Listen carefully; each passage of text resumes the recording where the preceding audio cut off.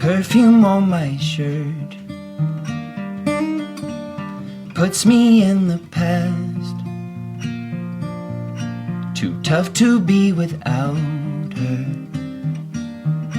but too afraid to ask. Yeah,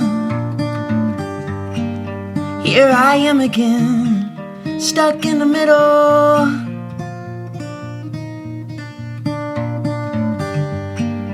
Here I am again, stuck in the middle. Too young to settle down, too old to be in bars. It's hard to take it easy, it's easy to be hard. Yeah, here I am again, stuck in the middle.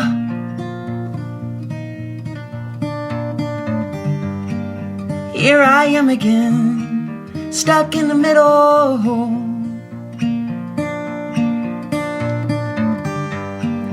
Here I am again, stuck in the middle.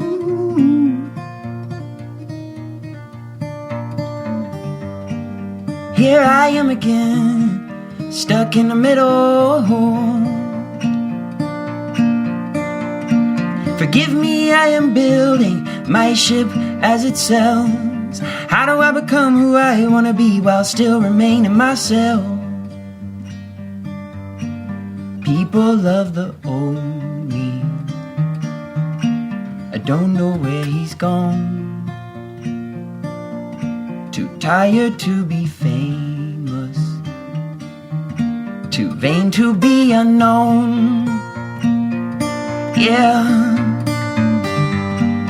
here I am again, stuck in the middle.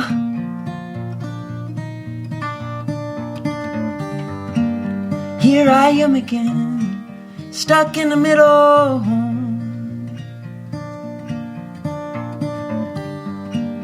Here I am again, stuck in the middle.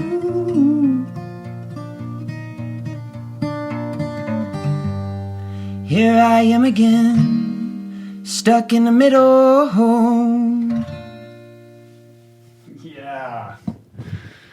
That is insane, man. Thank you. So beautiful. Thank you for that. I love it. Thanks for listening. It's so poignantly honest and vulnerable and raw, and I think that's really a touchstone of your work. You know, my favorite line is "Too tired to be famous, too vain to be unknown." You know, yeah, it's like the courage to admit that, right? Yeah, it almost takes it's easier to just admit it. Yeah, it takes a lot of energy to sort of decide, okay, I'm going to share these things with people, and this list of things about myself I'm not. And that takes a lot of energy to sort of constantly be navigating and a lot of bandwidth. I found it's just a little simpler to just be honest and truthful. Yeah. Well, I think it's interesting in the context of, the evolution of your career as somebody who kind of started out in the rap world doing rap battles, back in high school where it's all about fronting and ego to, this arc to come to this place of just raw emotional vulnerability, to come to I think of you, it's interesting looking back at the origins of how you began with, influences, coming directly from traditional rap into this guy who kind of, to me, feels a lot more like Cat Stevens, meets In Q with this poetry and this kind of folk sensibility wrapped up in pop with its roots in hip hop and rap. It's the genre thing is a trip for me because I love a lot of different music. Today is January 9th? 9th. And the last week or so, I have made like 4 hip hop songs in a row, just straight rap songs, And so it's like, yeah, I mean, I get in the cabs. People are confused. Yeah, I get in a cab in a different city. You know, hey, how's it going? What do you do? I'm a recording artist. What kind of music do you make? How do you answer that? I don't ever know what to say. I say I jump around every album. And man, I think I'm really good at a bunch of You're very good things. at it. I don't know. It's tough. I don't feel like I fit in one of those boxes. Yeah. I feel like I fit in all of them. So how do you follow that muse? I'm sure there's pressure, on you. Oh, you need to be in this lane. This is what works. This is what people want. I mean, I know when you played the Lions game on Thanksgiving Day, like people hadn't seen you with the beard, and they were freaking out because they're used to seeing you in a certain light. That was so tough at the time, but so helpful with a few months of hindsight. So, first of all, to answer your original question is you really try not to pay attention as much as you can to the reaction to the art. For me, the reward is in the making of the thing in the first place. Mm-hmm. And if something becomes really popular, which has happened a few times in my career, I made thousands of songs, but I've had like 5 that have gotten like absurdly popular. I don't know why or how, but it happens every once in a while. But I try just to kind of ignore that. It's almost part of my job to ignore that. And because the tendency, if you pay too much attention, is to replicate or emulate something you already did that was quote unquote successful. Yeah. So you just sort of leave that behind and then listen to whatever, you have to for me, I have to have some sort of practice to be quiet. Mm-hmm. Meditation really helps. And listen to what comes up in me and then just follow that. The things just pop in my head. And my job is to get them recorded and produced the way they sound in my head. And that's it. Do you feel like your job is really to open that channel, that it's less about you, that it's coming from some other place? Sure. I mean, look, we all have a ton of thoughts that come in our head each day. And do you really get credit for the thoughts that pop in your head? I don't know. I like to take credit sometimes. Yeah, we all I know do. I shouldn't. I do too. It's like, but the honest answer is like the song just popped in my head, mm-hmm. and I wrote it down. Do I get credit for that? I mean, I guess in our society, the way it's set up, yeah, I do. I get paid for it and all this stuff. But at the end of the day, I think it's more about listening. Mm-hmm. Listening to. I'm always scared. I'm like superstitious. I'll be laying in bed at night, and a melody pops in my head or something like that, and I'm like, man, I'm tired. I'm gonna get up and put this down. But I'm always worried that. And maybe it sounds silly, but I'm worried. I will forget, but I'm worried that if I don't put it down, whatever is sending them to me will stop. Right. Because you're not honoring it. Yeah, I'll give them to someone else. You're not going to pay attention? I'm going to send this idea to somebody else. Yeah. That's very similar to, do you know Elizabeth Gilbert? I know of her. Yeah, she wrote was recommended. She wrote this book called Big Magic. Okay. And one of the ideas, it's a great book, but one of the ideas in that book is that all of these ideas are kind of floating around in the clouds. Mm-hmm. And, as an artist, your job is to finally attune that radar, that antenna, so that you can pull it down and nurture that idea. But if you don't, somebody else is going to grab it. Right. Yeah. Or maybe, possible. And it's timing. A lot of it is timing, right? Yeah. So I like that idea. Like, if I don't write this down and get it down right now, like that muse is going to travel elsewhere. Yeah, I don't know if it's true, but it might be. Yeah. Do you have like a formal writing process? Like, what does that look like? I do not. So I'm 30 years old. I'll be 31 February 12th, and I started writing my first raps when I was 8. So I'm like 22 years into this thing, and I have written songs every which way. I've written them at night, I've written them in the morning. I've written them to beats that are already done. I've written them on the guitar. Started with melody. Started every way. So there isn't one thing like, I get the hook or the lyric. No, and build I tried to figure this out. I'll tell you what I did a few years ago. I made a spreadsheet with what I thought were my best songs. It was like 10 songs on there. My best songs to me, not the biggest ones. And so And then I made all these columns where I wrote down everything I could remember. The season, the time of day I wrote it, the mood I was in, what I ate that day, how much I slept, everything I could remember, to see if there was some sort of pattern.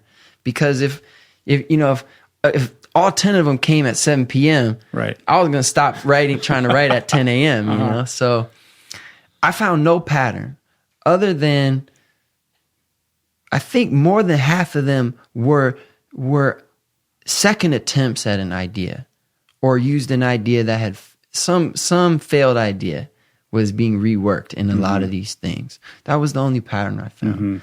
But as far as specific process or time of day, there was no pattern. Like having an idea but not executing on it right away and letting it marinate. And even trying to execute on it and failing, you know, or sometimes you write a song that's a bad song but has one great line in it. So then later you might be writing a great song and you steal that line from that bad song, you just throw that bad song away. Right. Yeah. On that idea of trying to find quietude, you know, tuning out all the signals that are coming at us, it's getting harder and harder to do that with our phones and with the internet. It's so easy to distract ourselves with these addictive devices that I would imagine as an artist, you have to be very disciplined about making sure that you carve out that special time to create outside of that kind of influence that's always, you know, kind of bearing down upon us. Correct. You know, for me, I have a meditation practice, which is I meditate a minimum of 20 minutes twice per day. So that really helps. Like Vipassana, or what is the? I usually am doing TM. TM. I've done a Vipassana retreat. That was no joke, man. Have you done one of those? No, but it's on my to-do list for this year. That was no joke. Oh, man. 10 days? 10 days. Which center did you go to? I went to one in Texas just because that's the way the dates worked out. And I was coming off 12 days at a monastery where I was in solitude. For how long? I was there 12 days. And that one, I was completely alone. And so there was no program or whatever. And so my confidence was pretty high. I had a good time. Yeah, I was like, I got this. I got there. That thing was no joke, man. It's the sheer physicality of it, because you're on a mat, on the floor, sitting cross-legged for 10 hours a day for 10 days. I'll tell you, my back was lit up, man.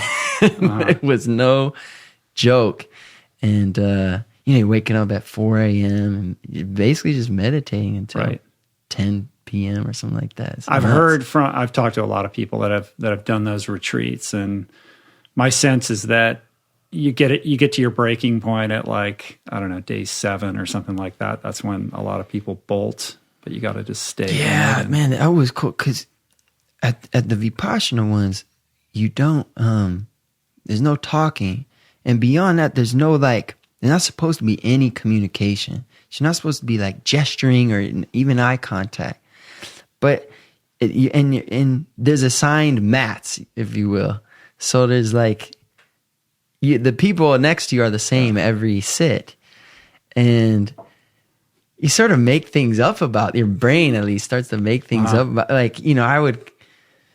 I'd come in and I felt like they were my battalion, you know. I'm like, all right, let's do this guy. And then the dude next to me, he the third day, he didn't come back. I'm like, man, he's gone. I was like, and the guy next to me, I just really liked, there's something about him. I liked him. I was like, man, in my head, I was going, please do not quit, man. I need you, man. I need you, man. Right. And everyone sort of, on the last day, they let you start talking to sort of have a transition period back to getting in the real world. And everyone is kind of doing that to each other, man, you helped me so much. And the guy's like, really? Yeah, that connection, that intimacy that can be created without any language or real interaction. Yeah. I'm sure you felt like you really knew those people at the end of that period. Yeah, I did. And then sometimes I would talk to them on the last day, and sometimes they were exactly who I thought they were, and sometimes they were totally the opposite. Different. Yeah. It's fascinating. I'll tell you a story from my third day there there was a guy sitting in front of me, and he was overweight. He didn't look very healthy. He looked like a sort of like a worn man. And I'm not proud to say I felt sort of like repulsed by this guy. And every time we'd sit, and it's dead quiet in there, and you're supposed to not really move, you know. And this guy would be fidgeting, you know. He couldn't change his leg, whatever. And I was getting so annoyed. We get to the third day, and I'm having a real tough time. It hurts, man, in your back, you know. And I'm thinking, why did I pick to do this? This is ridiculous, man.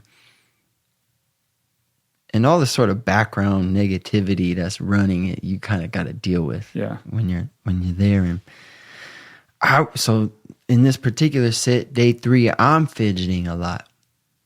And we're 50 minutes into this hour-long sit, and I'm just out of it. I open my eyes, which I'm not supposed to do, and there's this guy, and he's sitting like the gosh darn Buddha.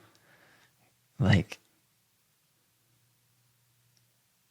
perfect. Showing you what's what. I started crying because I thought, you're such an asshole. I mean, here's this man who he's showing up to this thing, man. It's got to be harder for him than you to sit like this, and he's showing up. And you're over here judging him about how he looks, or he fidgeting. It's such an asshole, man. And the thing that made me cry, that I felt so ashamed, was because I know it's not I know I'm doing that all the time, you know, judging people, right, and judging myself, and that was a bit of an eye opener for me.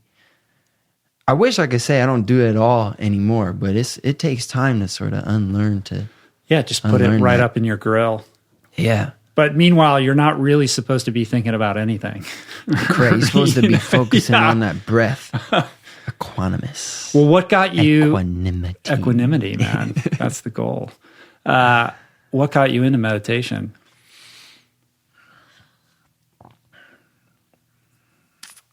I grew up an atheist.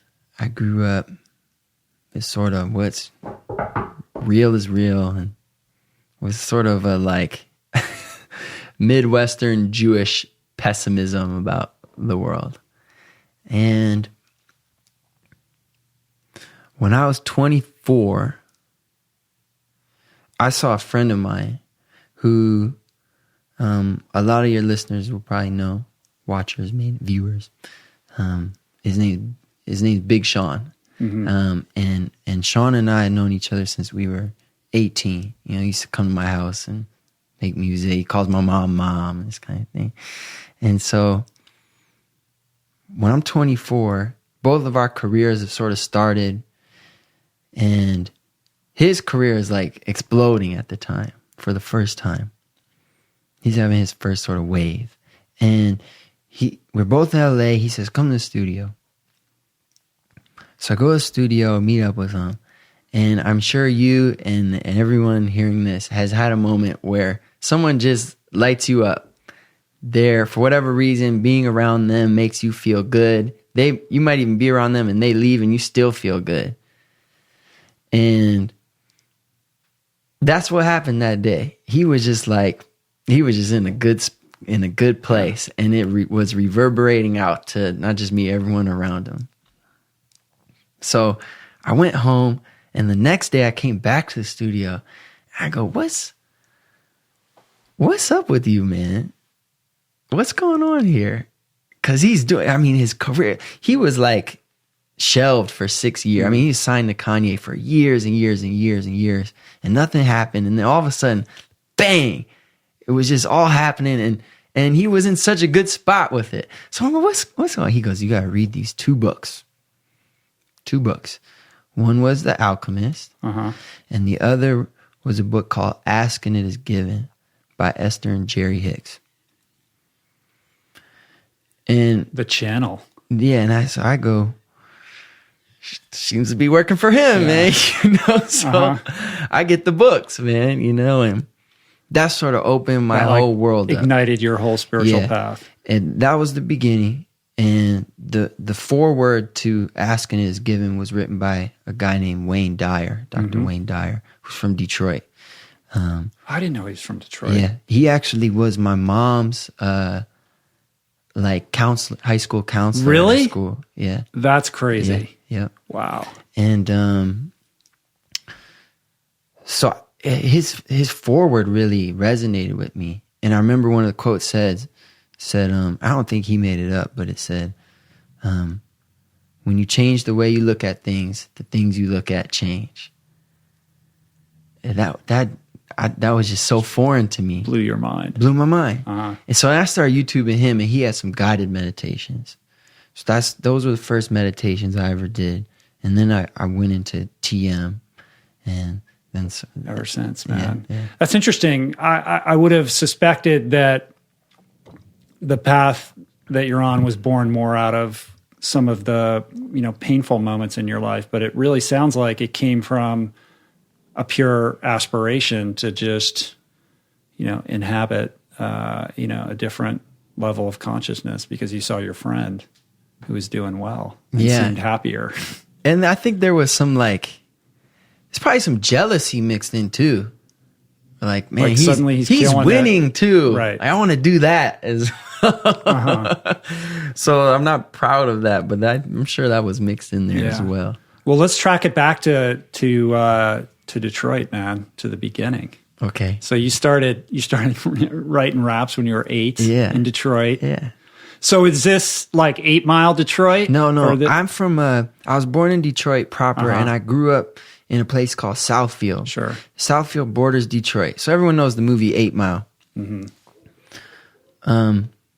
South of 8 Mile is Detroit. On the other side, south of Detroit is 8 Mile. On the other side is Southfield. It's kind of confusing, kind of a mouthful.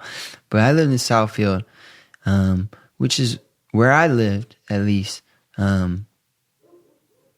was a middle class, demographically, ethnically is very similar to Detroit. So it's not like Bloomfield Hills. It's not Bloomfield Hills. I'm from Grosse Pointe. Yeah. Oh, is that right? Yeah, I was born there. I mean, I didn't know that. We moved when I was young, when I was 7. So I can't really say I grew up there, but my parents are from Detroit. That's great. You know where they went to high school? Grosse Pointe. Yeah. Is it East? I don't know. Grosse Pointe. Yeah. I think it was at Grosse Pointe North too. I don't know. Yeah, I think it was East or South. One of those. I think East. Yeah. Yeah. So Southfield is like, it's not the hood at all, at least in my part of it. Ethnically, it's about, I think, 75% African American. The younger people, like the kids, tend to be even more African American, and the sort of the older population is more white. But we had I had a bunch of boys on my street. We sort of played basketball every day. We rode bikes all around. You had your crew. It was a magical place to grow up, man. My mom still lives there, and I go back all the time. I love it there. I love Southfield. I love Detroit. So that's where it all begins. Yeah. So where does the music pop in? I first started playing drums. I was in 5th grade, and I had a few older cousins that rapped. I thought they're cool, man. And a lot of my buddies, they listen to hip hop. So first hip hop I heard was on TV. It was like DMX and Mystical. And I thought, and then I later sort of got into more underground. I called it underground then, like Talib Kweli and Outkast and Mos Def and these kind of things. And I remember the heady ones. Yeah, a couple of my buddies were having intellectuals. Yeah, they were having a sleepover. Aaron Webster and Ronnie Posey, still my buddies. And for whatever reason, we decided we're going to freestyle tonight at this sleepover at Ronnie's house. And so we all sort of found CDs that had music without words on it. I remember I brought a Moby CD because there was a track on the end of the CD that didn't have any top line. And so I put this on. We all tried freestyling. And I remember they sort of felt like, oh, that was fun. And I remember thinking, I'm never going to stop that. I'm going to get really so that's good. like a moment. I'm going to get really good at Did that. you have like a conscious awareness that was kind of a flick the switch? It wasn't even thing? a decision. I just knew I'm going to get good at that. And I did. So I would practice freestyling. And at first, my mom had a computer with like a terrible microphone on the top. And I figured like on some of the old Windows, there was like a voice recorder. So if I played, music through the computer speakers and rapped at the same time, I could sort of make a recording. And there's like one of my buddies has these like terrible things where my voice hasn't dropped yet. And I'm like, so I started doing that. And my mom bought me a keyboard from Best Buy eventually that she let me hook up to her computer. And I started figuring out how to make beats. And I was stealing a lot of software off the internet. Yeah. And, yeah, man, I just kept going. And like you mentioned earlier in high school, I used to battle, and which for me, I was small in high school. So basketball was everything, man. Basketball was everything. Like the thing I wanted more than anything was to be good at basketball. Yeah. I was tiny and I tried real hard. I played good defense, but like it's not going to happen. It wasn't going to happen, And so here in this rap battle area, my weakness actually sort of became my strength because I was so unassuming. I was so small. I was so white that when I would say a line that like I'd get a bigger reaction. Right. Because they're not expecting it to come surprising, from you. Right. Surprising. And so did that make you were you a popular kid in high school then for being able to do that? I wouldn't say I was popular, but I was friends with everyone. Yeah. It's sort of like my relationship with genres now. It was the same way I was with cliques at school. I'm cool with everyone. Do I really belong to any of them? Not really. I'm a floater, kind of. Yeah. Well, the guy who can throw down like you is going to be able to ingratiate himself with the athletes and with the stoners and with, pretty much every crew, right? Yeah. And, that was really when music did begin to deepen me as a human, too. What do you mean by that? I was doing beats and I was selling beats to rappers in addition to recording my own stuff. And the rappers all lived in the hood. So I would end up in these neighborhoods that I wouldn't have otherwise been in. And I just learned a lot. I had more of an awareness for the privilege that I have and that I grew up with.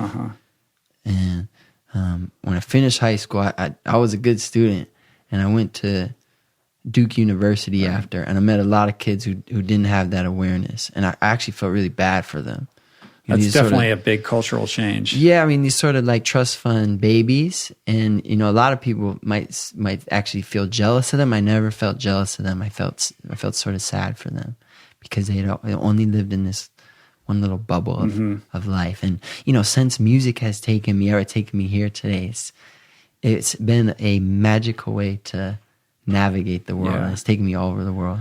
Well, you seem like you're like a good kid, right? I mean, your mom, education must have been important for you to get into Duke and, be a kid who's like doing the rap thing, but also getting good grades at the same time. Yeah. Like those two things don't usually coexist. No. I mean, usually just artists in general hate school. Yeah. And I actually didn't like school, but I loved getting A's. I don't know what it was, because there was no sort of like, there was no reward in my house. Some of my friends, they get an A and their mom would get them like money or something like that. And there was no punishment either if I got a bad grade. I don't know. I always was like, if I was in a class, I just expected to ace everything. And I studied, I worked hard at it. So you're at Duke, and you were in like a frat, right? Yeah. So you did like the full Duke thing. But you're like making beats in your dorm room at the same time? Yeah. I'm trying to just visualize. Yeah, so I met the summer before Duke, I interned at the radio station in Detroit. So you were collaborating with Big Sean in high school, right? He was right that summer, right before we meet, and I give him a couple beats and this kind of thing, and then I leave to go to Duke. Sean, mind you, had a scholarship to Michigan State, but Kanye signed him and he said, "Don't go to Michigan State." Why? Because you're gonna be a rapper, dude. You don't go to college. So I go to Duke. Sean stays in Detroit, and I got my little setup in my dorm room. I'm making beats. I'm sending them. I'm sending every beat I make back to Sean. He's the only guy I know, right? That's like got a record deal, right? But he's working with Kanye. I mean, that's your in. He's working with Kanye, exactly, and he's working with some of our other buddies from Detroit. I remember I was at Duke, and I had a math test. And I was used to being like one of the smartest kids. At Duke, I was like the dumbest kid, man. And I remember studying for this math test really hard, and I got it back, and I failed it. It wasn't like I had slacked off and like, man, I had worked on it and studied, and I failed it. And a day later, I got this news from Sean that the producers, our other buddies in Detroit, Kanye was going to sign them too. And I go, man, did I mess up? That should have been me. I should have stayed in Detroit. I'm over here filming math tests, and these guys getting signed by Kanye. Right, with a bunch of frat boys. Yeah. So anyway, like a year passes, and I just keep making beats, keep sending them to Sean, and I make like 100 beats in a year, send them all to him. He might use like 2 of them. And then I had this sort of weird idea to start singing my raps. And where did that come from? Because prior to that, you weren't singing at all. No. Which is crazy because you have this elegiac voice that, I can't imagine a time in which you weren't singing. Thank you. A lot of practice later. But Jack Johnson was blown up at the time. I sort of had this like harebrained scheme to make like a hip hop Jack Johnson band. Right. Where it would have I imagine Jack Johnson was huge at Duke. Yeah, he's huge everywhere at the time. At least, yeah. And so it seemed. And so I had this idea of like having acoustic guitars, Jay Dilla drums. I would rap and rap and like sort of sing. And there was another guy at our school, Eric Holges. He would sing. He was like a real singer. And then so I started this band, Mike Posner and the Brain Trust, and we started putting stuff out. And really what happened was the 2 guys in the band quit. Eric was the real singer. And I love Eric to this day. He has another band called Delta Ray that he started after, and they're very wildly successful now. And Jeff O, he can bring his guitar back. And so I was like, man, I got to start singing this stuff. And what was interesting to me was, as I was such a big hip hop fan, and I had never heard a rapper, I'd never heard a singer sing the way I really wanted to hear a singer sing as a hip hop fan. So an example is like my first popular song is this song Cooler Than Me. Yeah. And it has the complex rhymes in it, multisyllabic rhymes, which I never heard singers use. So I'll show you what I mean. I said, you got designer shades just to hide your face. So not only do shades and face rhyme, but designer and hide your rhyme also. And that to me was just freaking cool. Like I never heard a singer do that. Yeah. So, well, when you sing it, you don't immediately think hip hop, but when you deconstruct it, you can see it. Yeah. But like a hip hop fan would hear that. Right. So you're like, you're bending the genre. I mean, it's really bending the genre from the beginning is what cracks it open for you. It was a weird sort of like, it took 12 years. So at this point I'm 20. I made music all this time. It wasn't until I was 20 that I stumbled on this thing that was influenced by others, but was unmistakably mine. And I knew right away. Everyone's reaction was different. People were singing the song all over Duke campus. And right. So you make these demos, right? And they're getting played at the parties. they around, played at the parties, yeah. people. And I didn't go to the parties because I was recording in my dorm. And the only time, it's loud in dorms. The only time you can really record is when everyone else goes out. 11 p.m. to 2:15 a.m. So that was your vocals window. That's when my vocals went down. And then my buddies would come back and they'd be like, man, they played Cooler to Me at the party and everyone knew it. Wow. Which that never happened to me. Then my mom calls me. She goes, I like this song Cooler Than Me. Really? I love my mom to death. She's an honest woman. She never told me she liked any of my stuff before. Always supported me, bought me instruments, paid for lessons. She never said, I like this personally. She said she liked Cooler Than Me. Then Big Sean called me. He goes, Cooler Than Me is like a hit song, man. I go, what are you talking about, man? I'm just... Yeah, if both your mom and Big Sean like it, like the crossover potential. Yeah. Exactly, man. That's what I was thinking. And so then it just sort of started from there, man. Yeah, and what's unique and cool and kind of the moment of that time is the fact that you end up releasing this song on iTunes U, right? Because there was no Spotify. You couldn't, as a consumer, just upload your music onto the internet to distribute it, right? But you kind of found this loophole. Correct. And this was at a time when music was being pirated at a very high rate. And the music industry was really in trouble. And I knew better than anyone. I had the Duke internet. We were stealing everything, you know? And so... Was this like full Napster era or a little bit after? It was a few years after. We were using BitTorrents, the kind of thing. And LimeWire.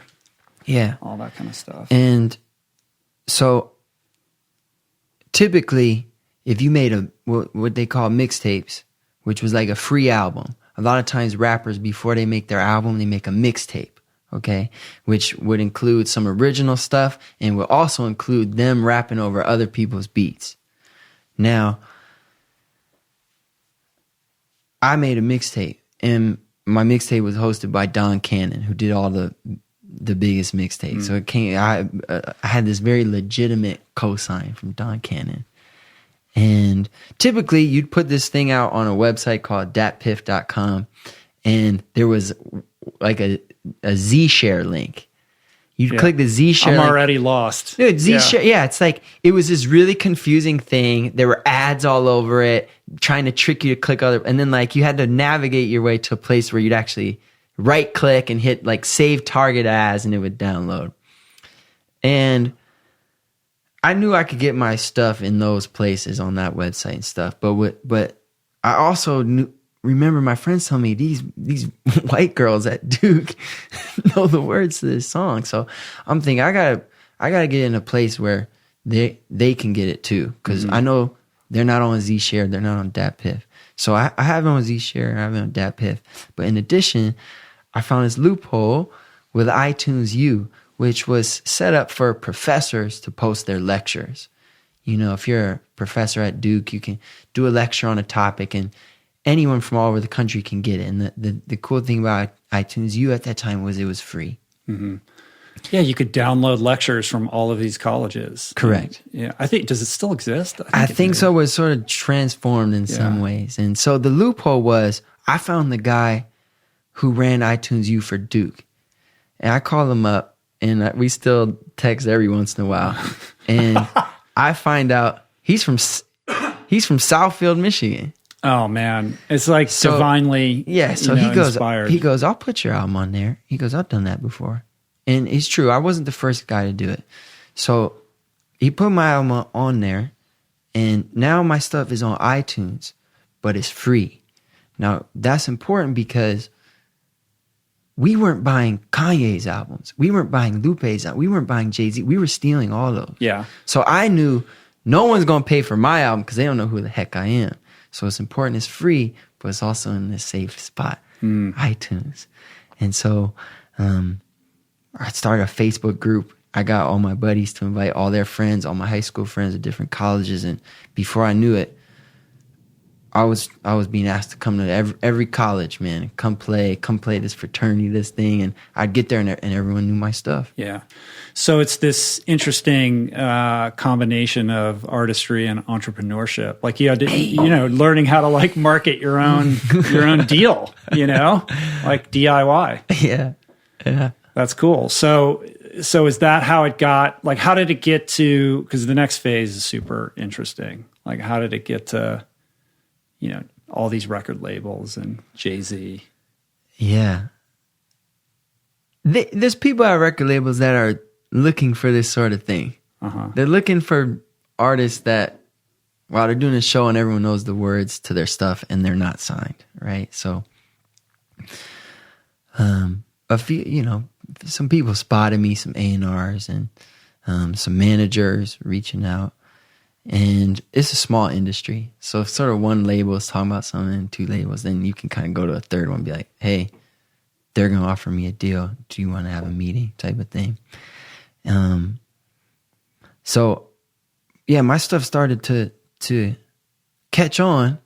And I was taking these meetings. I'm in my junior year at Duke. I'm flying to New York. I'm meeting with Craig and Julie at Atlantic. I'm meeting with Barry Weiss at RCA, and I'm going back to Duke, and I'm in finals week, and I'm writing this paper, and my manager calls me and he says, "You gotta go back to New York."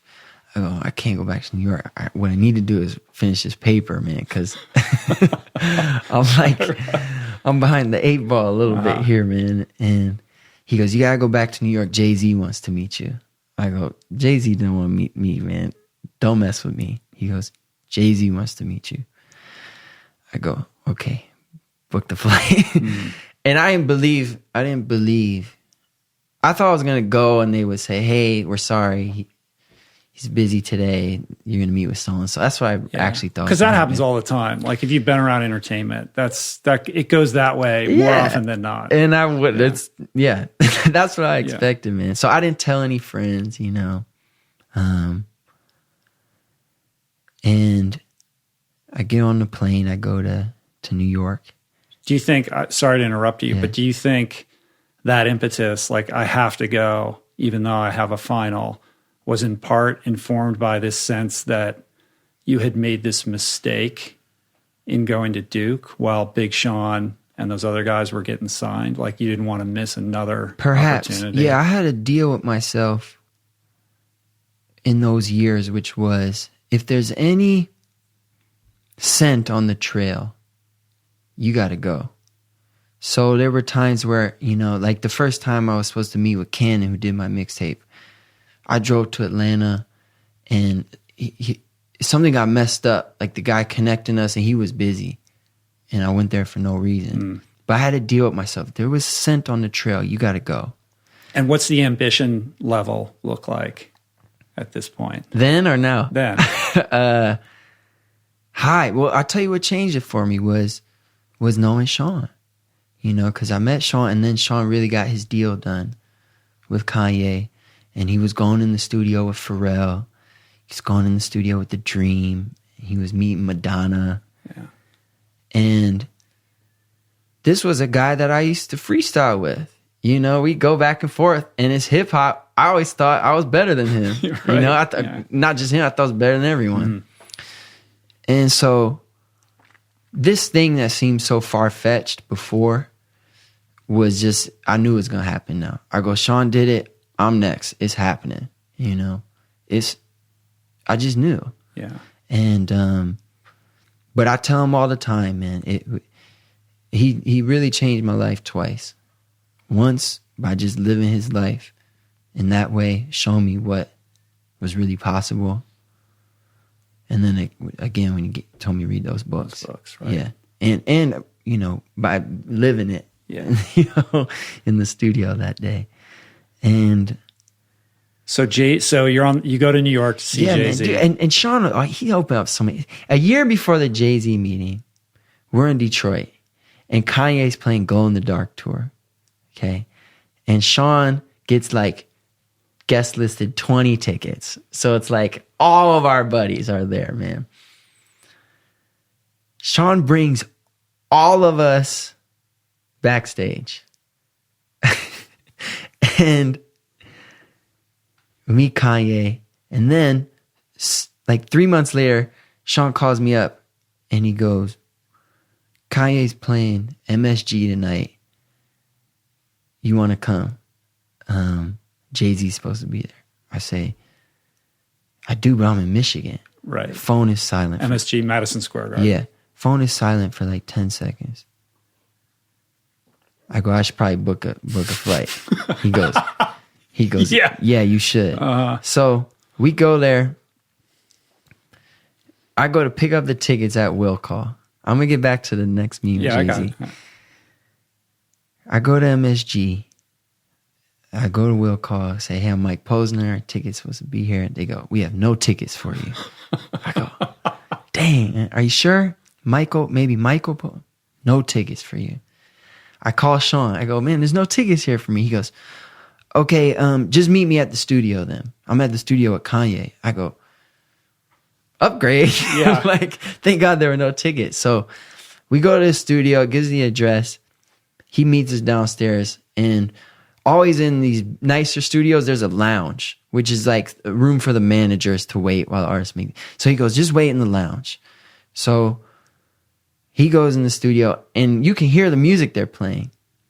And I hear one of the songs I did with Sean playing. Whoa. And I know Kanye West is listening to this track, Who Knows, that I produced. I sang the chorus on, and Sean rapped on.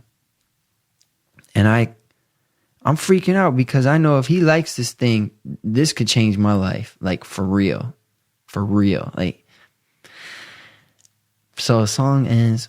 I see a bunch of people walk by the lounge towards the elevator. I go, I guess we're leaving now. So I follow him out. And Sean's there. Kanye's there. Sean goes, Kanye, this is Mike Posner. He made the song that I just played you. Kanye goes, oh, cool. He gives me a fist bump. Right. Oh. And then there's another silence. 5 seconds, 10 seconds. And very courageously, I ask, did you like it? And Kanye goes, no. Oh. No. He goes, maybe it could be for Lupe. It's not right for Sean. And then he said one of the coolest analogies ever. He goes, I'm sorry. Sean bumped it. You said it. I had to spike it. Meaning like he played it. You asked me. I had to tell you the truth. Right. I'm like, and then I'm thinking like, how did he think of that quickly? You appreciate the honesty. Like on one level, it didn't feel, I want to be very clear. Yeah. It did not feel rude at all. Because you meet too many people and they go, oh man, that's so blow great. Smoke up. Yeah. Yeah. It was just honest. Honest. And it helped me. It helped me because I knew in my heart I had better stuff in me. And so we got in this elevator, and all I wanted to do was make music. I didn't want to quit. I wanted to make more. And that 6 months pass. I keep doing my thing. I keep plugging. The stuff starts to catch on. Now I'm in the office with Jay-Z. Right. All right. Well, before you get into that, two things. Okay. First, have you run into Kanye since? Yeah. To talk about this? Yeah. You have? I'll get to that. All right. I'll get to that. So we'll hit that later. Secondly, I think it goes to that thing you were talking about showing up. Like what if he had liked it? That could have changed your life. And the fact that he didn't and he told you still held tremendous value in pushing you to do and be better. For sure. But that wouldn't have happened had you not bought a ticket and gotten on the plane thinking you're going to a concert, but being led into, this other situation that you could have never predicted. It was sent on the trail. And so now I'm in finals week. 6 months later, 8 months later, and I'm in Jay-Z's office. I got my laptop. I'm fumbling with the aux cable. I get that thing in there. I'm nervous.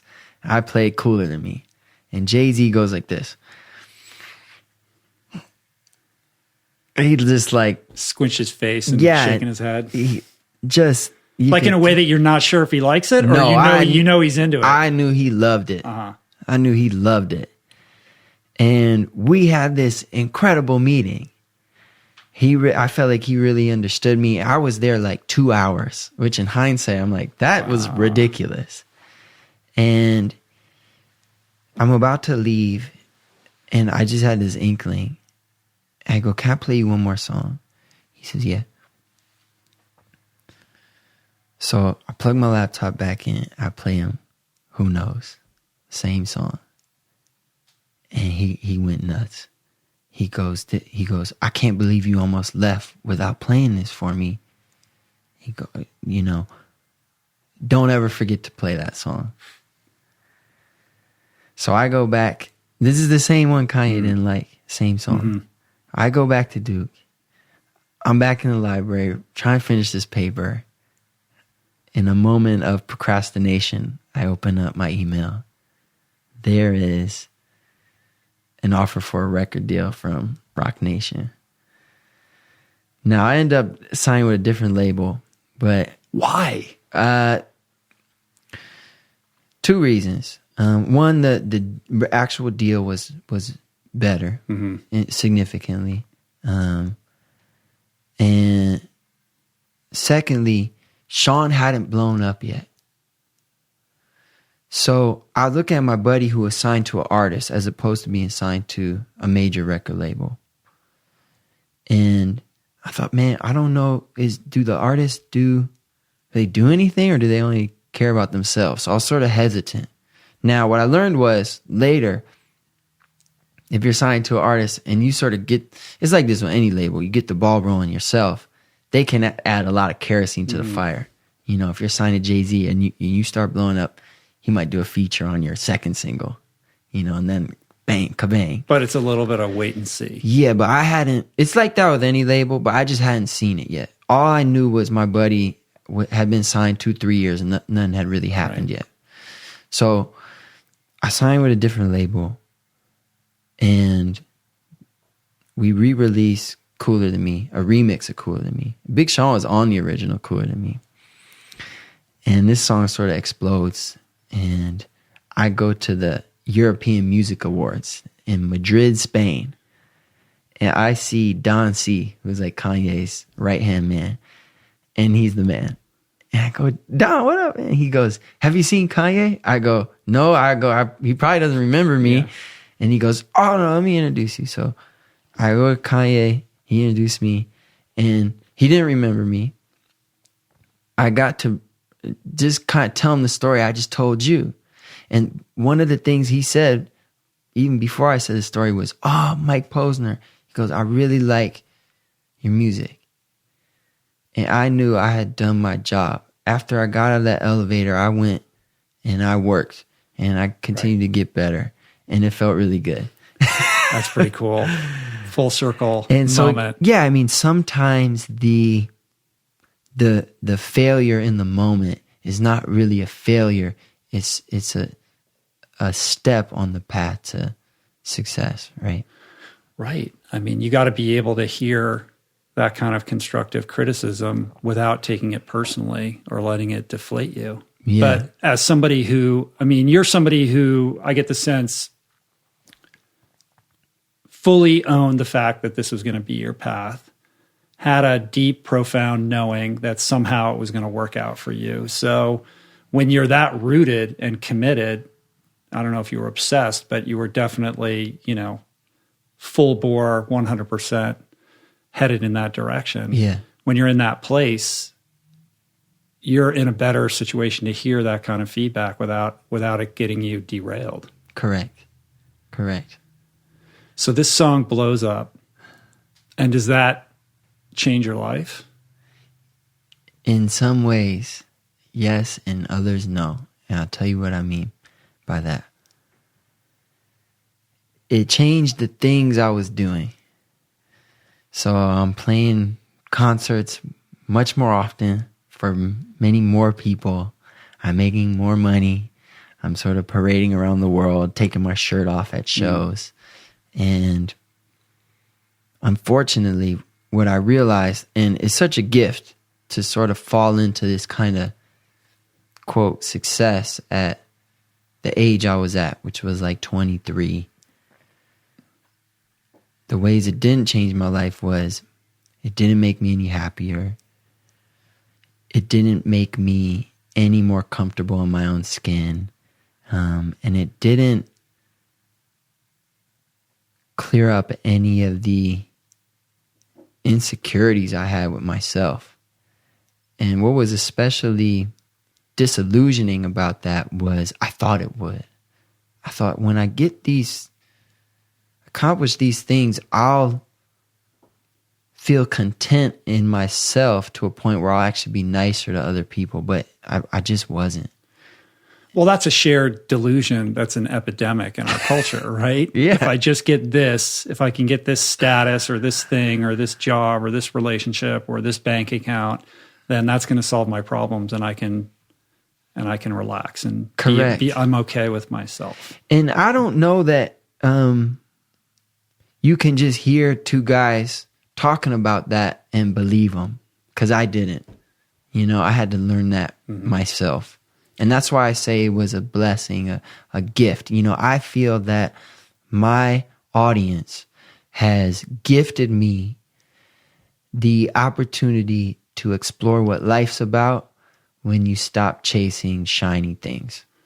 Right. Well, the interesting thing is you had the awareness, the conscious awareness, to understand that the chasing was not going to resolve the dilemma. Because I think most people who find themselves in this situation, which is a quality problem to have, right? Let's be clear. Yeah. Then perpetuate the delusion by saying, all right, well, I just need one more hit. Correct. One more hit. I got this nice house, but if I just get the bigger house, they'll chase that to the grave. Correct. Right? So to get off the train is something that eludes most people and is difficult to do. So why do you think you were able to do that? I think I'm doing it still, to be clear. There's definitely some part of me, percentage, that still does that.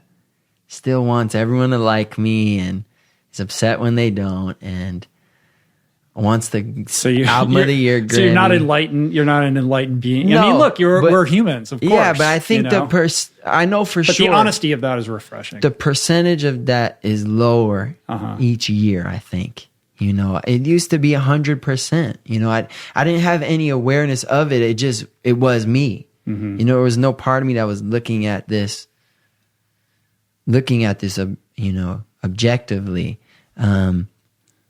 Now I'd hope it's like under 50% of why I do what I do. Well, you have this huge hit and it puts you on the map, but then you have kind of a fallow period where you're trying to make, more hits, thinking it's going to be easy because your first one was huge.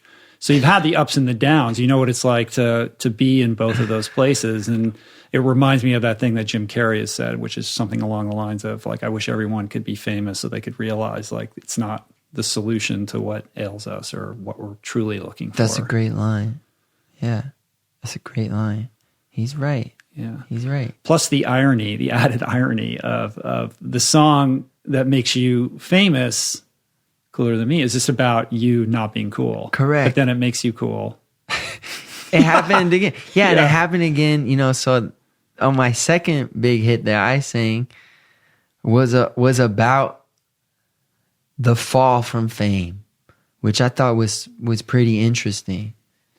I Took a Pill in Ibiza. Yes, I Took a Pill in Ibiza is about what happens. You're a one-hit wonder, and then what happens? What's that story is not so well documented. This is a line in there. It says, I'm just a singer who already blew a shot. I get along with old timers because my name's a reminder of a pop song people forgot. And the song I'm talking about is Cooler Than Me. Mm-hmm. But then there's something about this song that ironically gives me another shot. Well, setting aside, the melody and the lyricism and the kind of, beautiful technical aspects of what makes that a great song, great pop song, it's the honesty and the vulnerability that I think allows people to connect with your humanity.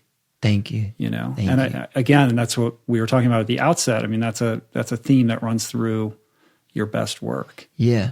And to me, that's not a departure from hip hop. Authenticity in hip hop matters a lot. You know, when you listen, if you think about your favorite rappers, they tend to be people that you believe what they say.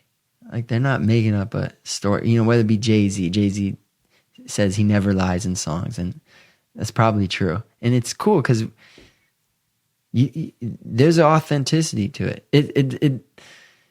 Their stories don't resemble my story.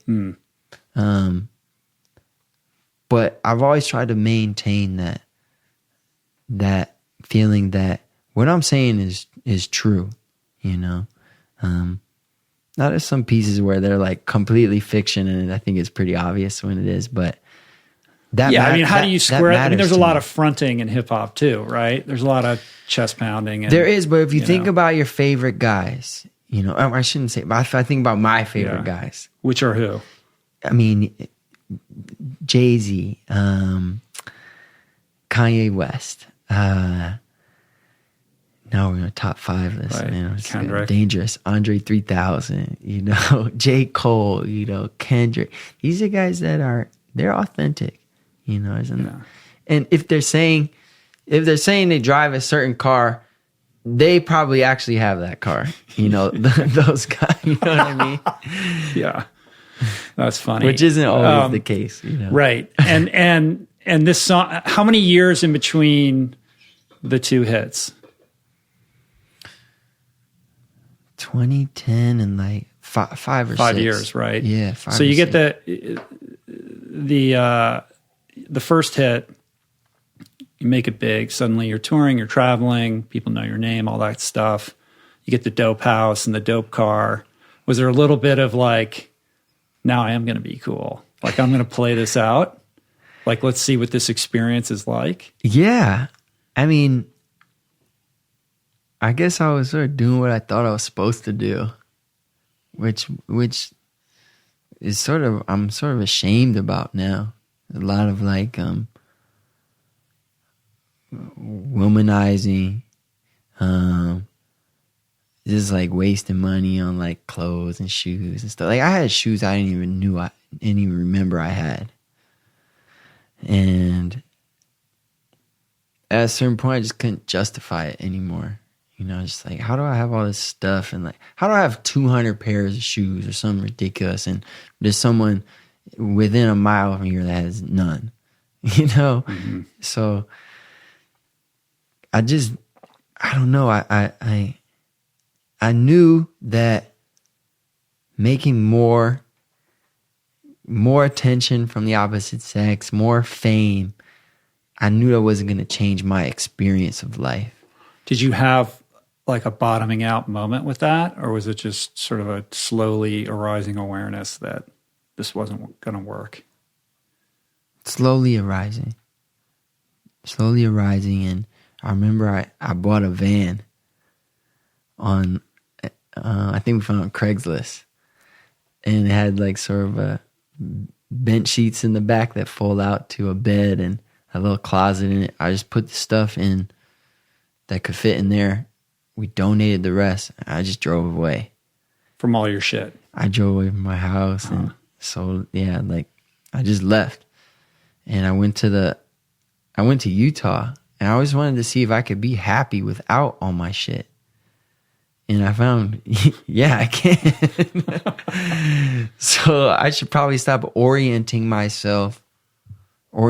life with money, fame, notoriety, attention from the opposite sex as my North Star. Uh-huh. At the same time, you were still writing songs, but they just weren't connecting in the same way. Yeah, I never stopped writing songs. Uh-huh. You know, there's sort of a gap in my career from 2010, my first album, to my second album, 2016. But I made 2 albums in that time. It was just that because my career had slowed up so much, that my career was really considered over by just sort of everyone in the industry. Like music industry. Yeah, I was considered a one-hit wonder. A good songwriter, hire him to come in if you want to hit single or something like that. But him singing that's sort of done.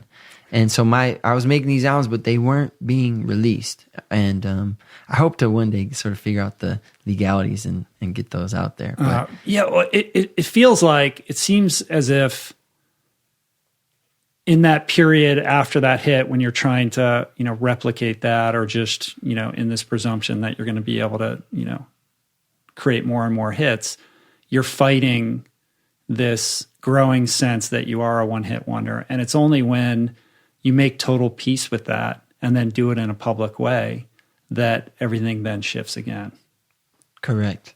It's like you can't have what's next until you're okay with what's here now. Yeah.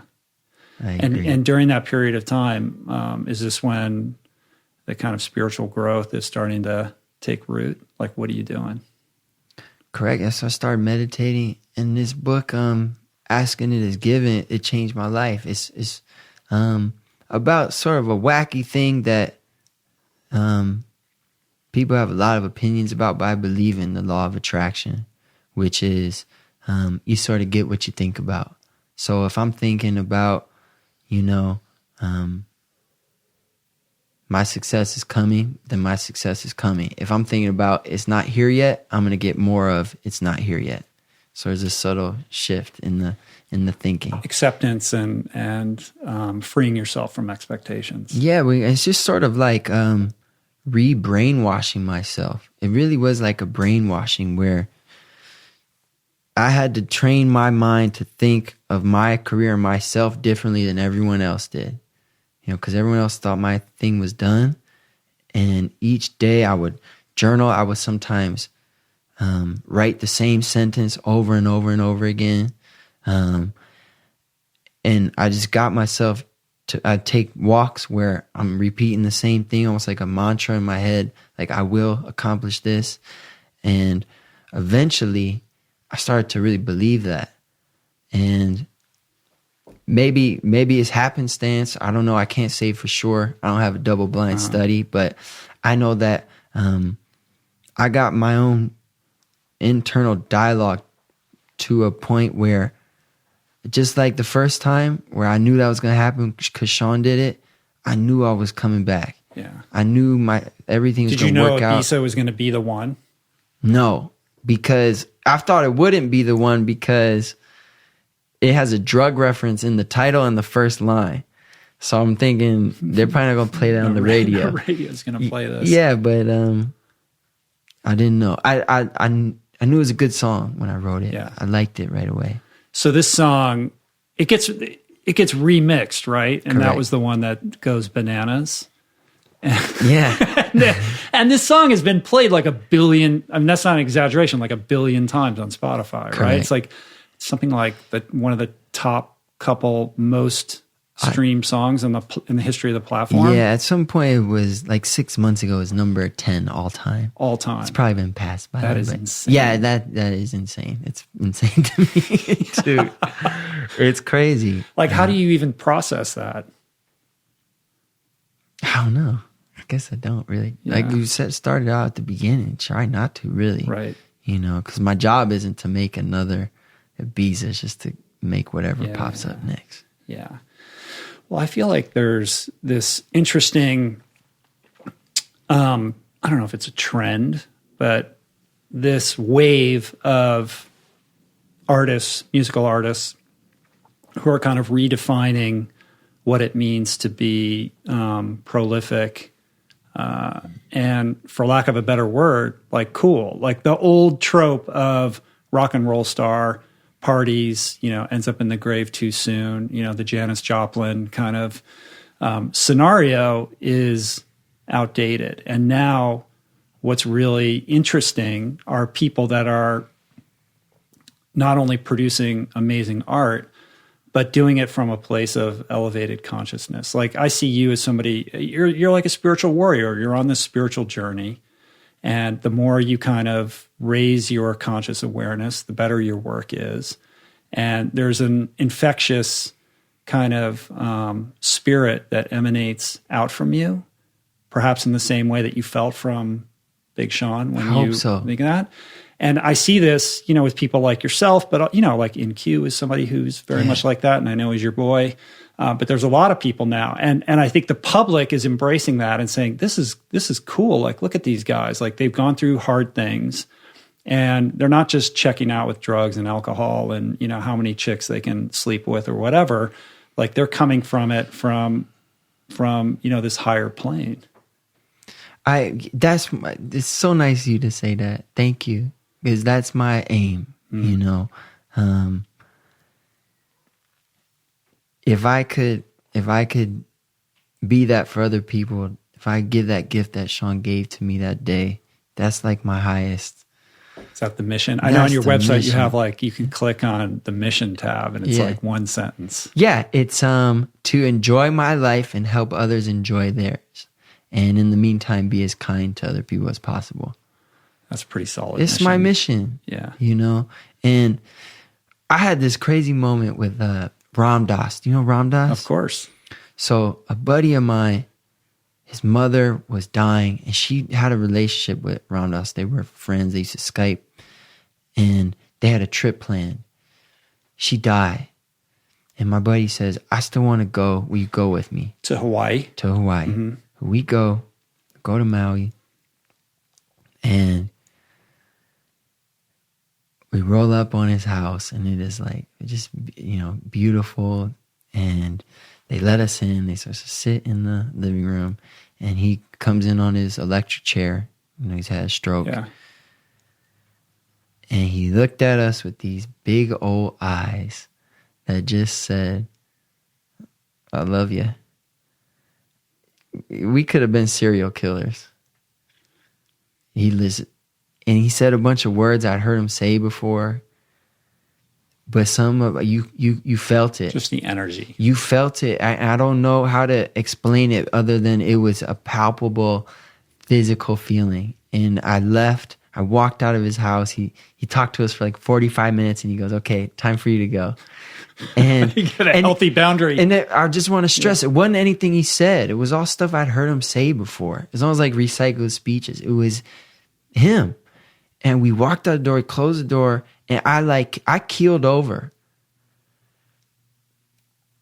He told us, you're walking around all day and you're choosing and categorizing what to love and what not to love.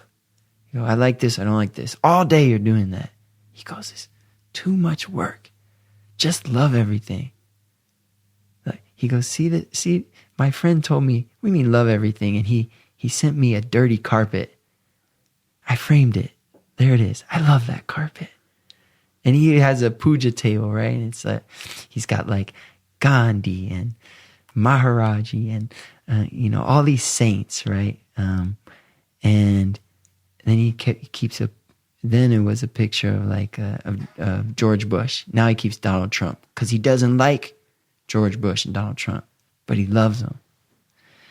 And I just walk out the house this is a whole different way to be in the world. Yeah, that's heavy. The oneness, the just unconditional love for all and the interconnectedness of everything. Correct.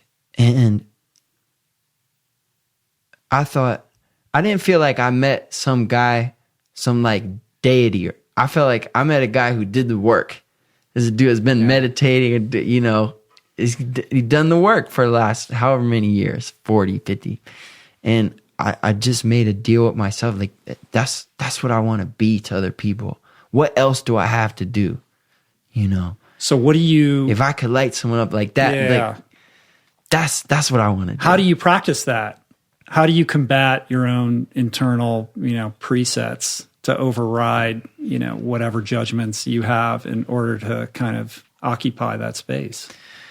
Well, we keep going back to meditation. That helps. Yoga helps, exercise helps because they sort of clear things out, right? It's you finish some hard workouts, that's sort of like a reset, right?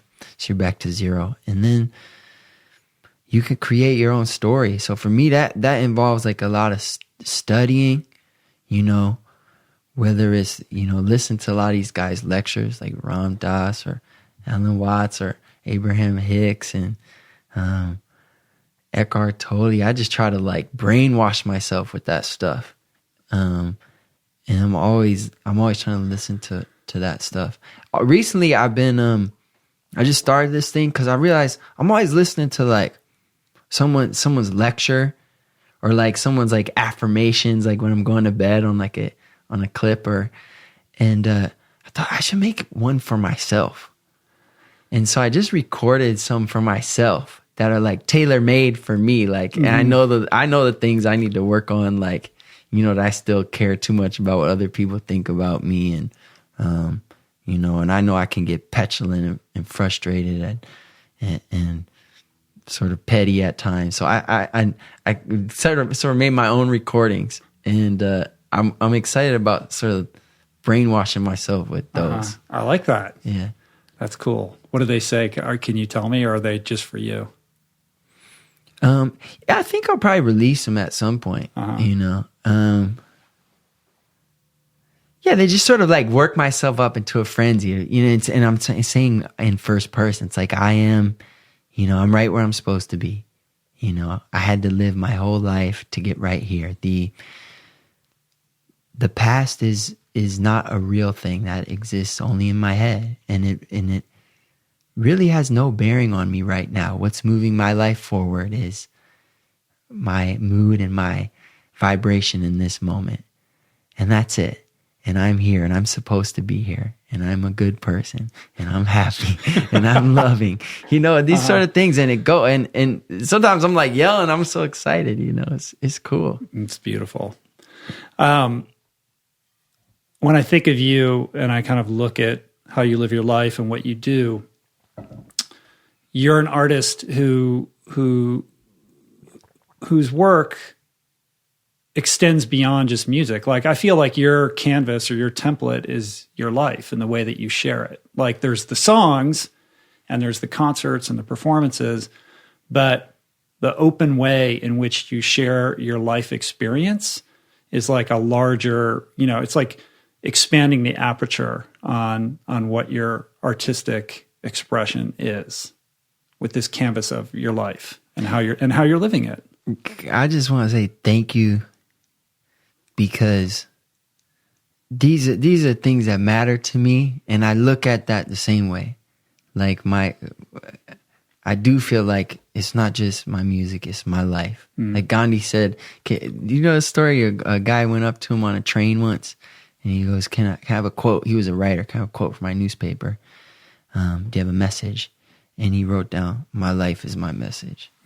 It's like all my decisions and this creation, my whole life, that is my big piece of art. Like, and I'm adding a stroke or taking a stroke away every day. So I just want to thank you. It's cool for me to be seen the way I see myself. So I just want to thank you for that. You're welcome. Yeah. I mean, you have such a charming, beautiful, like childlike nature to yourself. You know what I mean? It's like easy to be with you, you know? and I can't help but compare that to the life of your friend Avicii. I watched his documentary the other day and was very moved by it. And there's plenty of. Have you seen it? Have you watched the movie? No, I heard you didn't want to watch it. Yeah. I don't know if I can. Yeah, but I think what I took away from it is somebody who was extremely gifted, and also, you know, like just kind of an introverted, beautiful, giving dude, you know, who just had this facility for music that was unbelievable. And what happened is, and I'm not like steeped in DJ culture. Like, I don't know that much about it, but you can't, I don't think you really can know how good he was unless you worked with him like I did. Because the tendency, and I'm sure some of these guys do, they go up there and they hit play and whatever. But his genius was in the studio. He's writing these songs, you know, and he's making all the music on his computer. Right. And his sense of melody I mean, the Swedes are known for their melodies. Well, so my friend made fun of me because I did a 23andMe and I have like 0.1% Scandinavian. And they go, that's what it is. They go, is. that's where your hits are from, Yeah. you know? But his melodies were just ridiculous. The melodies of his drops. And then he would write the melodies of the songs too. And he was annoying in the studio because every little note had to be exactly right. And he's always changing it. Complete perfectionist. Yes. And they have all these people like Wyclef Jean and Chris Martin, and all these people are like, oh my God, you have no idea how talented this guy is. He's just like so supremely talented. It's all in his head. He's got it perfect in his mind. And the process is just bringing that to life and trying to get other people to understand what he's trying to express. But in that journey, you know, his arc to superstardom was so rapid, and he was suddenly surrounded by this infrastructure of people that there was this whole machine behind what he does, and he was powerless to get it to stop. And throughout the movie, he's like, I have so much anxiety. I got to stop. We got to can't, like, warning sign, warning sign, warning sign, warning sign. And still it was so difficult for him to extricate himself from that. And I think most people would think of that scenario and say, well, he should have just had better people around him. Or why couldn't he just say no and take a break? And the truth is, it's more complicated than that. These weren't bad people that were surrounding him, and they're doing their job. Yeah, they're doing their job, and they're not telling him, "Look, you can't cancel." They're just saying, "Well, if you do, this is going to happen." It was a very realistic portrait of what it must be like to be caught in the middle, you know, in that situation. And he did take breaks, and the movie kind of concludes with him on this island, and you think it's going to be all good because he finally finished all his shows. He says, I'm not going to tour anymore. And you think he's going to find the peace that he's looking for. And yet the depression or whatever, you know, kind of mental disposition that he was harboring, he still couldn't overcome. And I think it's informative for anybody, but especially someone like yourself who's been in that situation, been out of it, is back in it. You know, what do you take away as somebody who was his friend and who collaborated with him and knew him quite well? Like, what do you take away from how he lived his life, and how does that inform how you make decisions? The first thing I take away is actually not from his life, it's from his death. And I don't think it's particular to his death. But anytime someone close to us goes, the first thing it does is reminds us we're next. We're going to go too.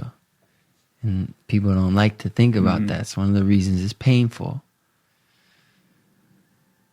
And so his death reframed my life in that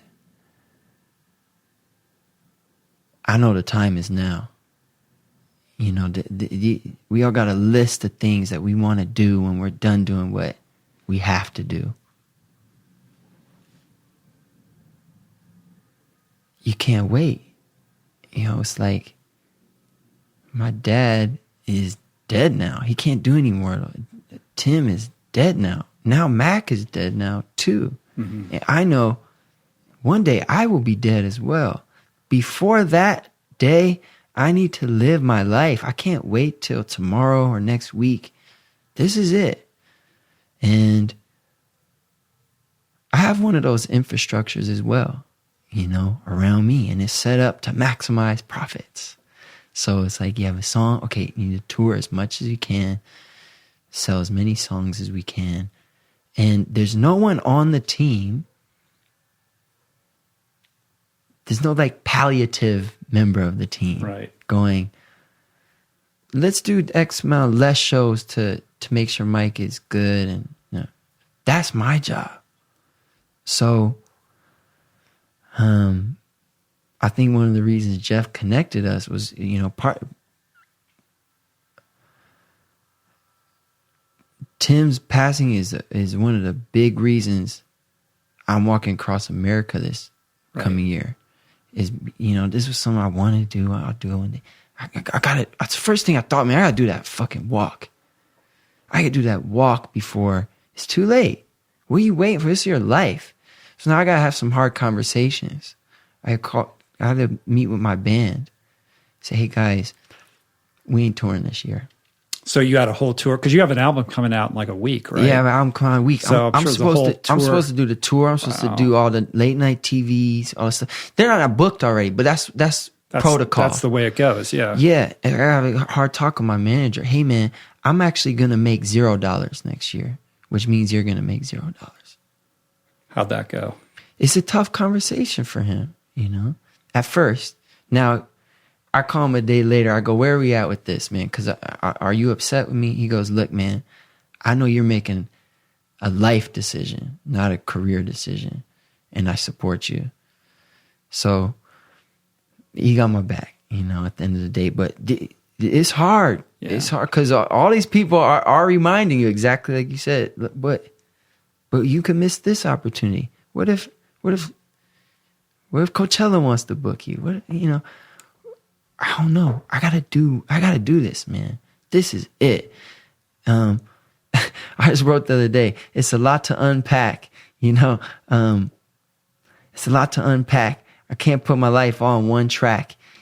People say I'm giving up a year of my life to do the walk. I say I'm taking one back. That's how I feel, man. It's my life. It's my life. I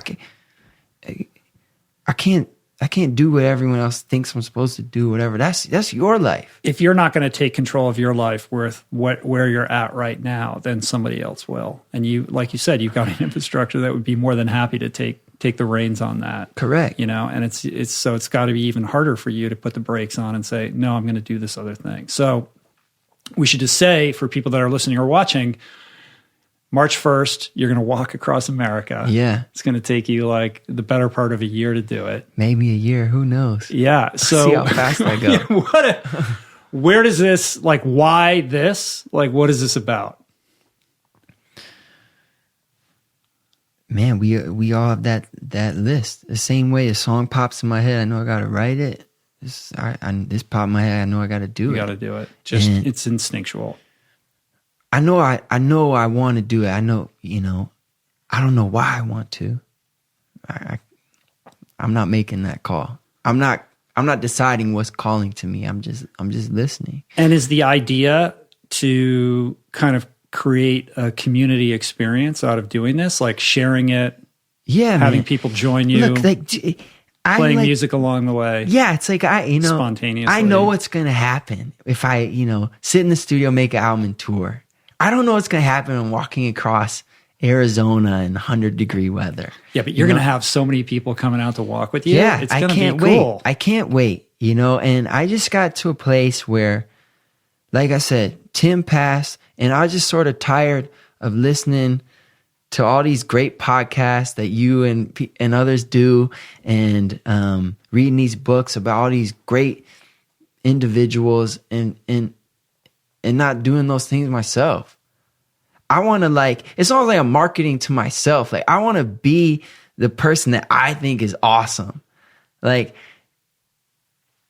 I was not me and I heard my music, I would think it's awesome. Obviously I'm biased, but if I was not me and I was looking at Mike Posner and he was doing his career and then he said, you know what? I'll walk across America. Me personally, I would think that guy is freaking amazing. I'm trying to make myself someone that I'll be proud of, and then that target moves because I become that person. Next year I'll be that guy that I'm dreaming of. So it's really cool. I have another line. It goes, I said, I don't know what I'll do when it's done. Hopefully I touch a life. Maybe you could be one. I'm not walking to show people who I am. I'm walking to find out who I'll become. Yeah. And as somebody whose life is your art, you have to live that life in order to have something to say and to express. I'm there's no way I'm going to do this thing and not learn. Oh, no way.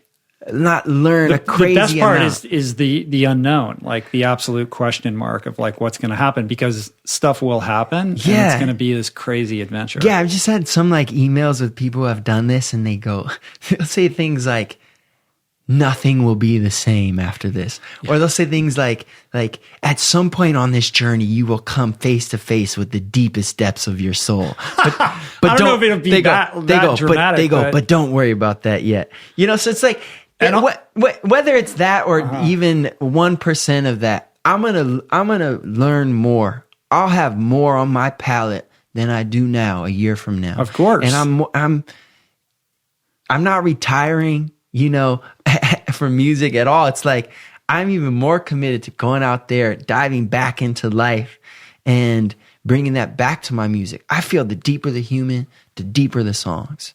And on the surface, this may look like me like attempting to drop out or escape from the world. It's actually the opposite. I feel like when I'm sitting like in a nice house and I get on the tour bus and everyone on the tour bus works for me, I feel like that's a departure from reality. Like, that's not real life.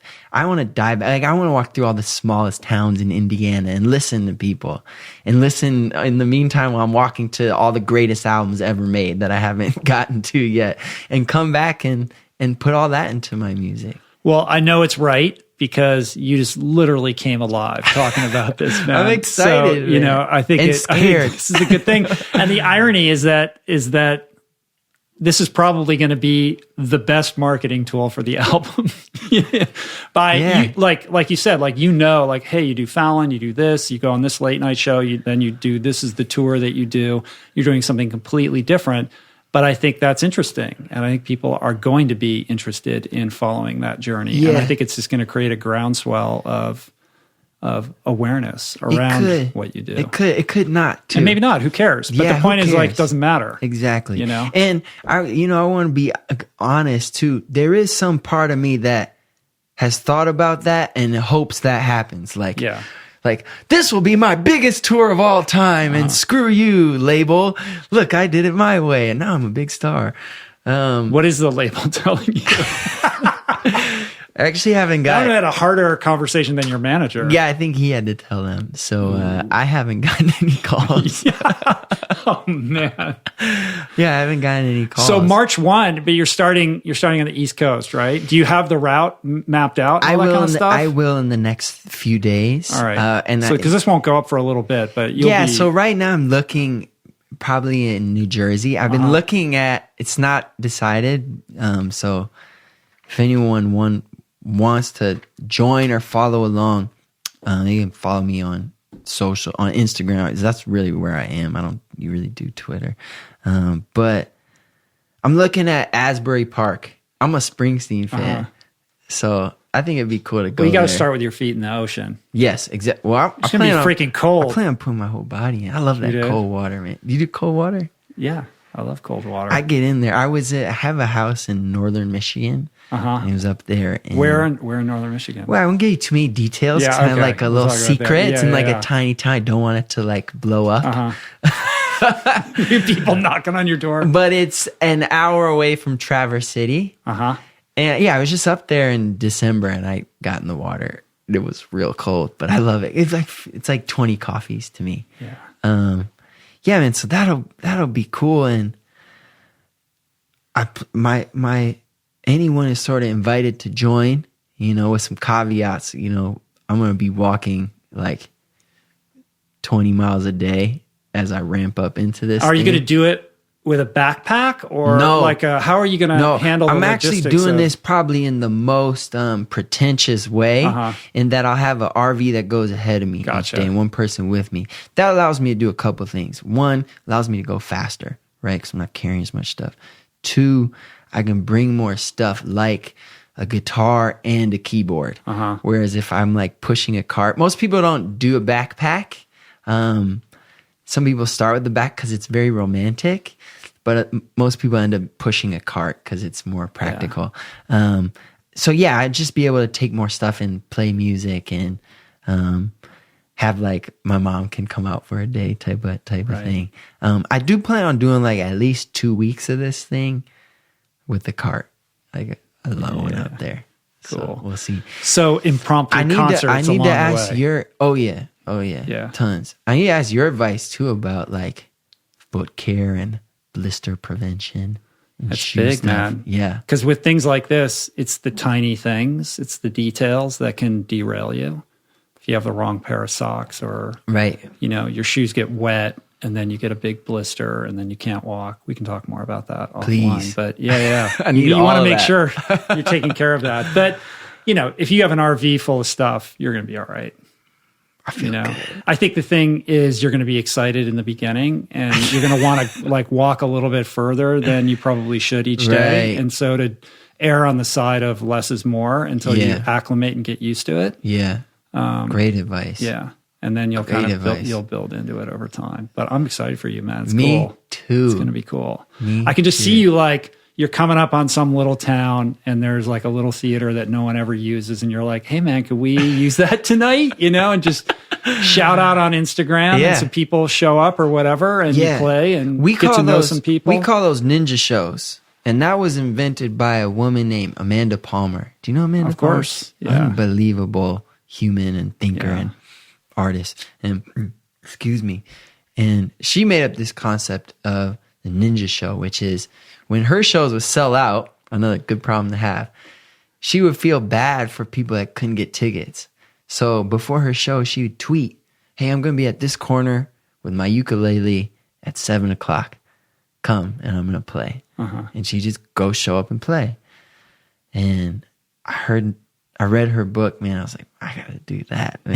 That's cool. This is so cool. So I've done probably 40 of those since then. I've played at like the Grand Canyon where like 5 people have shown up. And I've played at the school like University of Dayton where I tweeted, hey, I'm going to be here in like an hour. Right. And like 2,000 people showed up. It's so ridiculous. So cool. And it's really fun because most shows are set up to keep you as separate from the audience as possible. You think about the stage itself puts you higher. There's usually a barricade with security in between the stage and the barricade. And even the word fan, short for fanatic, sort of like... Stay away from those people. Yeah, sort of, it categorizes them as dangerous. Yeah. And that's how I thought about my audience until I started doing ninja shows. Because I play my guitar and then I meet them after. And it's just people like you and me. Like, we both have artists that we love and we listen to. And like, for whatever reason, I'm that artist for them, which is so cool. And I know what that's like because I have artists like that, One of them's Kanye West. Yeah. And music is about connection. Correct. And yeah, I just stopped thinking about these. That saying, like, I'd never want to be in a club that I was allowed into. Yeah. It's sort of like that, where there was earlier in my life more of a underlying sense of unworthiness. Like, there must be something wrong with you if you like me this much. But no, there's nothing wrong with me or them, it's just they connect with my music. Yeah. And so it was really cool doing those shows. Beautiful. And I'm excited about doing tons more of them. Are you going to you should document, you're going to have like a documentary crew with you? Because this idea of going across America and connecting with this country, I think could be a powerful narrative. I am honestly have enough on my plate right now logistically figuring out how me and one person with me are going to do this thing. So only one other person is going to be will be with me, and it'll cycle. It won't be the same person the whole way. But my plan is sort of announce this thing, and if anyone wants to shoot me, they're welcome to. But I don't really want to be like executive producing a film on the way, man. I don't want to have it would take you out of being present for the experience, which is the whole point of it. And I don't want to be managing a lot of people. Yeah. I just want to walk. Have you, you're friends with Jed Jenkins probably, aren't you? No, but I want to be. Oh, really? Yeah. I can't believe you don't know him. I would have thought you guys were I know of him. Tight. Yeah. But his experience from that bike ride, you should definitely connect with him. I haven't read his book either. I heard it's incredible. Yeah, it's great. I heard his writing is... He's a beautiful writer. Yeah, he's a great writer. Yeah. You should definitely read that book. I'm amazed that you guys aren't connected. I'm happy to connect you. Please you guys do, would hit it man. off, man. Yeah. I'm sure he'll help me a lot. Cool. So let's wrap this up. If we could close it down with a few words of wisdom for somebody who's out there who aspires to give voice to their creative muse, perhaps somebody who's a little frustrated or stymied, doesn't know how to take that first step. Yeah. What is some inspiration or some tools that you've used that have been helpful in bringing truth to your expression? Being an artist is a really simple job. And this goes for any medium, writer, painter, musician. Your job is to create the art that you want to be in the world, the art that you want to exist. And how do you define art and artist? Anyone doing something creative, I think. I don't know. But yeah, you're asking about someone who's looking for their muse. And what gets in the way of the muse is when we start worrying about what other people will think. Even one extra person is too many. If I think about what Rich, will he like this song? It will mess my process up. All I can do is create the stuff that I want to be created, the stuff I want to exist. It's a beautiful job. You get to tailor make things for you, beautiful things that are made to your exact preferences, and no one else can do it except you. And it's just very simple. That coming back to that has helped me every album,